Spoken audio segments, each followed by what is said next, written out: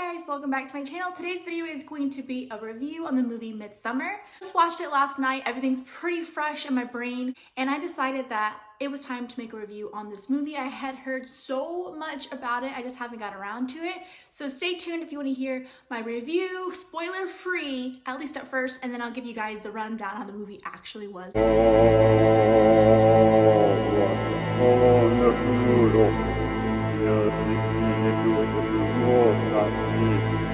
I have some notes down below so that way I won't get too off topic.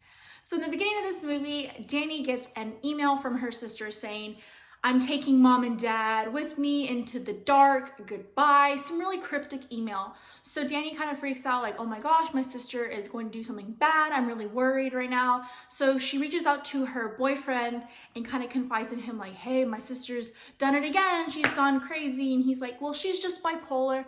She does this kind of stuff. Don't worry about it. Only for Danny to call her boyfriend again and said, hey, they're dead, right? Next scene is Danny going over to her boyfriend's house and she's really sad. And he's like, hey, well, you know, you can stay home and grieve, but I'm gonna go to a party with the guys tonight. And she was like, you know what, whatever, I wanna go with you. I wanna get out of the house. I'll go to this party just to kind of get my mind off things. Boyfriend and a couple friends start talking about going to Sweden. And Danny's kind of like, you never discussed this with me. This is the first I've heard of you going to Sweden. What's going on? So he kind of starts to feel guilty and ends up inviting her to go along. And they are less than excited about it. They didn't really like the girlfriend to begin with.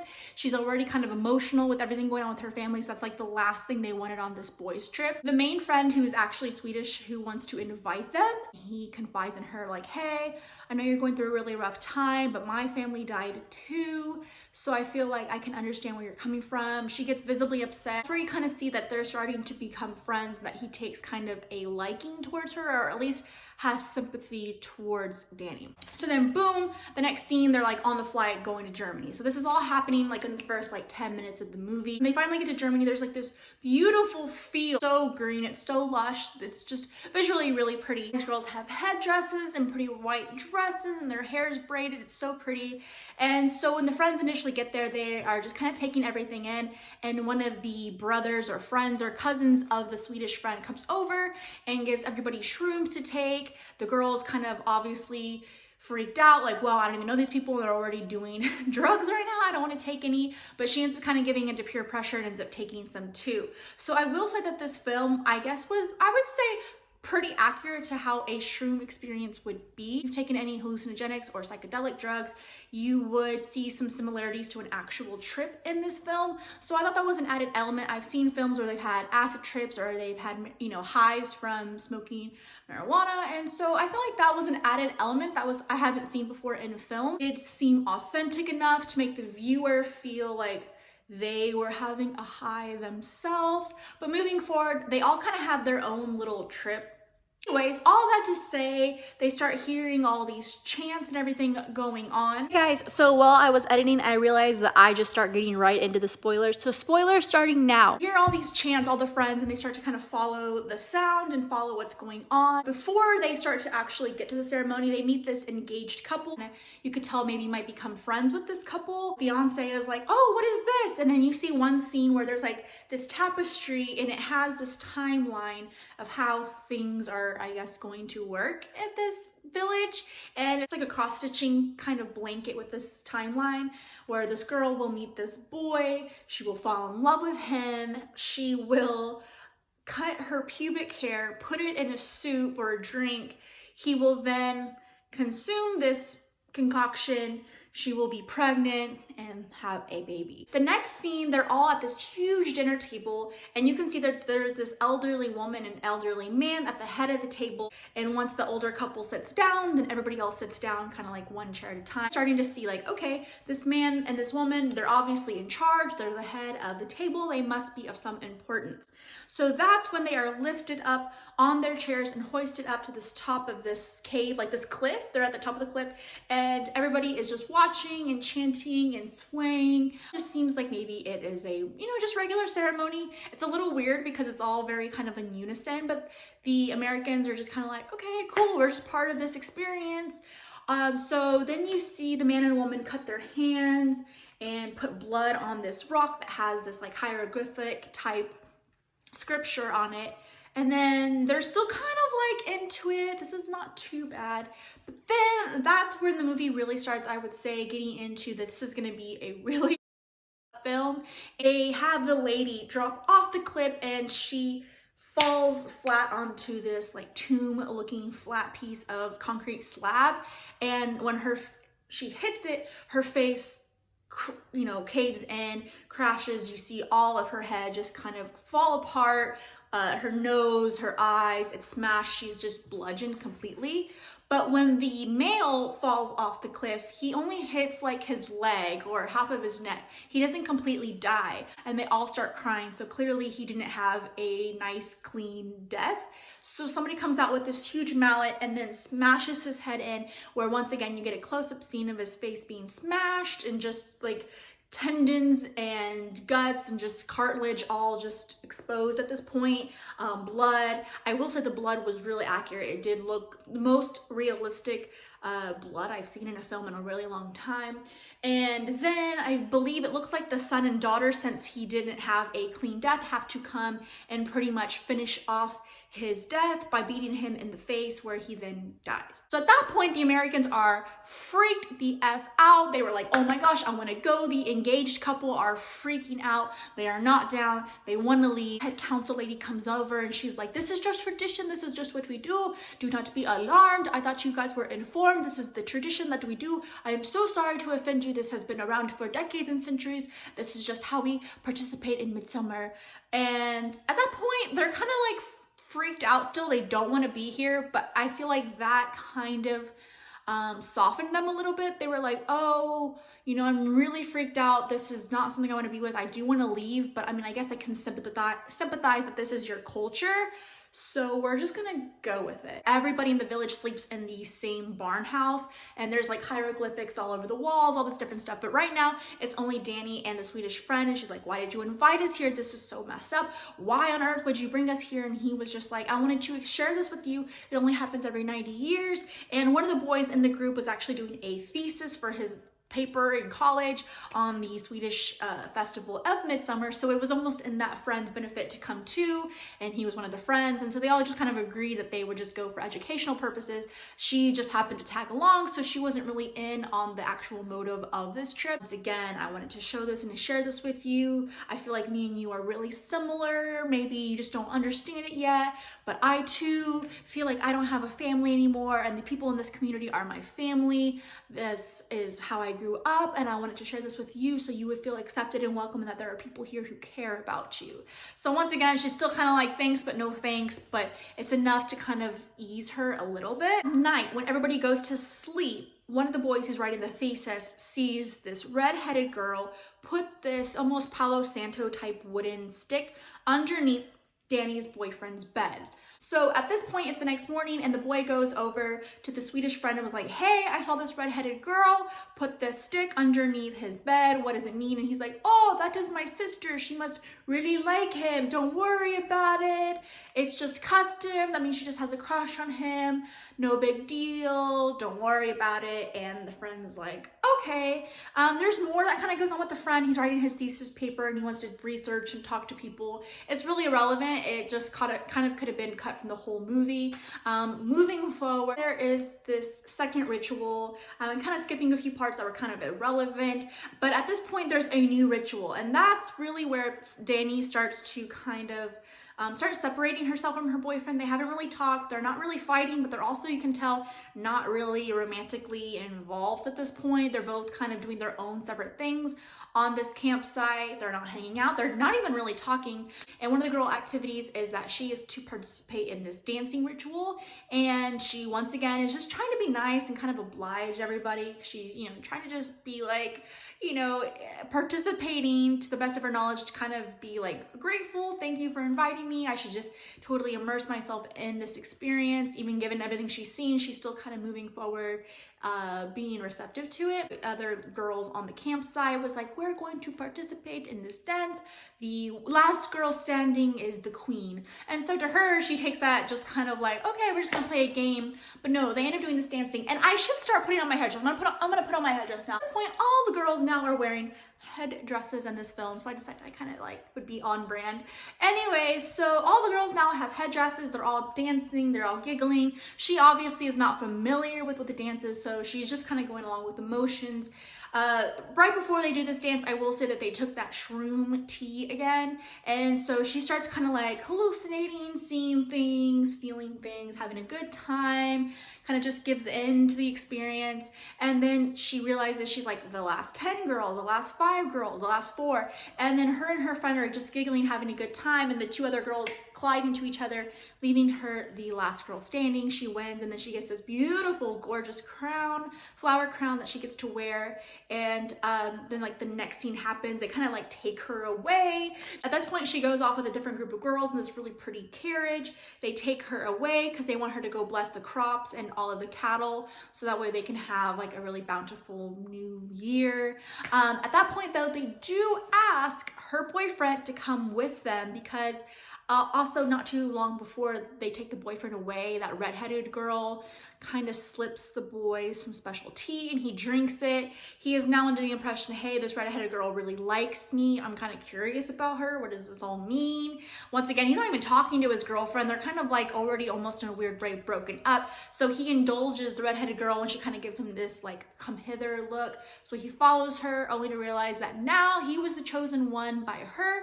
He needs to have sex with her. Well, they had this sex scene, which is pretty normal, pretty typical sex scene. It didn't feel like it was super like rapey or anything weird like that, so no trigger warning. But there were like these 8 women all around kind of like swaying and chanting, and they were kind of like mimicking the girl. Like if she was moaning, they were moaning and mimicking the back. So it was like this kind of like, you know, somewhat tribal-esque type sex scene. So now the girl Danny, once again, she was like blessing all the crops. She comes back on her carriage and she starts hearing obviously all this moaning, and the girls are like, the girls that are in the carriage with her are like, no ma'am, don't go look, you don't want to see it, you don't want to see what's going on. And of course she walks over and she kind of like peeps through this little hole in the cabin chapel church and sees what's going on. You, the viewer, don't get to see, but you have already seen what's going on, so you already know what's happening. She starts to throw up, and now she's just ill, she's sick, she's upset, she's pissed off. But once again, at this point, she also, I feel, has just kind of completely closed off now to her boyfriend. She's just over him. They were already not doing well. This just kind of solidified it for her, I feel, internally. We're like at the last 30 minutes of this film. It's a slow, gradual pace. I feel like some of the higher points of the film have already happened. There's like maybe one more climax of this film, but other than that, we're almost done. The boy freaks out that he just had sex. Kind of, he's like, the drugs are kind of wearing off and he's realizing what just happened. So he's kind of like running around across the countryside field that they have there, and he realizes now that he sees his friends that have gone missing, by the way. They are dead, they've been sacrificed, they're kind of just like almost like taxidermy. They've been stuffed and like their eyes are there and they have like limbs, tree limbs coming out of them, and he's starting to like, oh my god, freak out. The next scene, he's in a wheelchair, and you see this girl that works or that she lives in the village say to him, you cannot talk and you cannot move.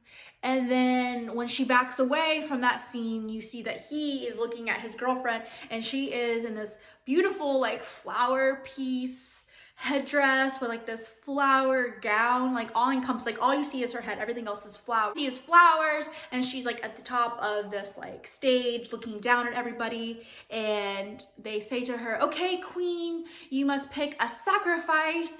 Do you want to pick basically your boyfriend? But they don't say that, but do you want to pick him, or do you want to pick this lad over here? So she picks her boyfriend, because remember, he just had sex with another girl. He hasn't been sympathetic towards her and losing her family the whole time. He's been neglecting her, so she's just like straight up pissed. At this point, I'm like, oh, is this like a feminist breakup movie? But okay, whatever, let's keep going. So then on this campsite, there was this bear, like this huge ass bear, and it was always just kind of like, why is there a bear here? Anyways, they end up kind of gutting this bear in a prior scene. Once again, I'm kind of leaving stuff out. There was a scene where they cut the bear open, and that way it's just his skin. Like they just have the bear skin. So what they do is, since the boyfriend has been chosen to be the bear, everybody else is going to be sacrificed, kind of like they're volunteering to sacrifice. So he, once again, cannot speak and cannot move. He's just kind of like they've taken off his arms and taken off his legs, and they put him inside the bear skin, and they kind of like bound it all up. So he's like, you just see his face where the bear's face would be. And then they burn down this cabin, and he obviously dies with everybody involved. The people who sacrifice themselves are kind of like scared to die, but also like, this is part of my culture, so they're kind of like happy about it. And then the last scene is you see the boyfriend in the bear suit. The flames are just like encompassing him. He dies, and it pans out to Danny's face, and she is smiling, and the movie ends.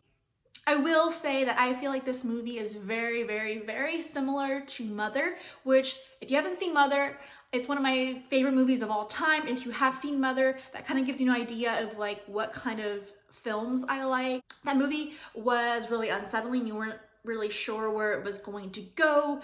It was one of those things where you felt just kind of like uncomfortable the whole time, at least I did. And so I feel like Midsommar had a lot of those elements. For me, it just almost wasn't enough. I felt like it was one of those art films. I love those art films. Like I said, I will relate it to Mother just because they are quite similar, almost like they could have been directed by the same guy, which they weren't. But I feel like Mother really hit it out of the park. Like, if we're gonna go and shock the audience, let's just shock them to the point where they will be having, you know, you can't get those images out of your head ever again. Whereas Midsommar, it was like, I've seen a guy get his head bludgeoned before. I've seen creepy sex scenes. I've seen, you know, where they've skinned people before. So if it was going to go that route, there might have been like a couple more things that they could have just solidified that movie as totally effed up. I feel like for the everyday person, that movie was probably really shocking. And if you haven't seen Mother, and this was your only reference of like shock art horror film, then yeah, totally, I think I'd be freaked out if this was like, you know, my first experience with a film like this. But for me, this was just almost not enough. Like, either go all the way where I feel disturbed, it's fucked up, this movie should be banned, this movie should be illegal, or this should be like, you know, a dark web film where you can't find it. But if you're gonna do a mainstream film like this, I feel like, I guess it hit the marks as being a mainstream art horror film, but at the same time, like, it's almost not enough. It was just like maybe 3 scenes total that felt like you wanted to look away, and they were so quick that it was almost kind of like, well, either give us more, I don't know, it just was lacking, and that was my only thing. The storyline was pretty, I liked the storyline, I liked the cult aspect of it. I really like cults, I'm fascinated by those in general. It was visually really pretty. I will say it's cool too that the whole film pretty much took place in the daytime, so that was a new component that I haven't really seen. A lot of horror films obviously take place at night, and they kind of play off that fear of the dark, whereas this one was beautiful, gorgeous, flowers. It almost looked like Coachella the whole time, so you almost really didn't know what was going to happen next, in the sense that everything was so pretty and clean and bright and lush that it just seemed like maybe, you know, it's not so bad after all. I do feel like the psychedelics might have, in my opinion, 2 things. The reason this movie I will rate a 6 and not any lower. I am grateful there was no birth scene. I was like just dreading a birth scene because I knew if there was a birth scene, they were gonna try to make it super graphic and super like crazy and gory, and I'm kind of like over birth horror. I'm over kind of like birth horror. It's such a cliche, such a cop-out, and that's really where I thought this film was gonna go, because there was the underlying feeling that there was gonna be like some sort of birth, and that's what I thought this whole movie was. I thought this movie was going to be a witch cult film. I thought there was gonna be a lot of births. I thought there was gonna be like a lot of deformed babies, but it was nothing like that. It was more so just like the ceremony of the Swedish festival Midsommar, and these Americans unfortunately kind of got grouped into this whole ceremony. But then at the very end, when I get why she's upset that her boyfriend died and that she sacrificed him and all this kind of stuff. But then I'm like, is this just a feminist breakup film? Because I was like, I mean, okay, I guess. I really do hope though that she kind of stays there. I kind of feel like that was a good choice for her to stay at that commune or at that community over there. I feel like she would be well accepted. I just hope she doesn't have to kill herself and sacrifice herself like those old people did. But even that being said, I'm sure she would gladly go ahead and do that because that is tradition. So that is my review on the film Midsommar. I hope you guys enjoyed. Do you guys know any films that are close to Midsommar and close to Mother that you would recommend for me? Because that's totally up my alley. Thank you guys so much for watching. Don't forget to click subscribe to this channel. If not, you can go check out my other channel, Sandwiches, all about witchcraft. Thank you guys so much for watching.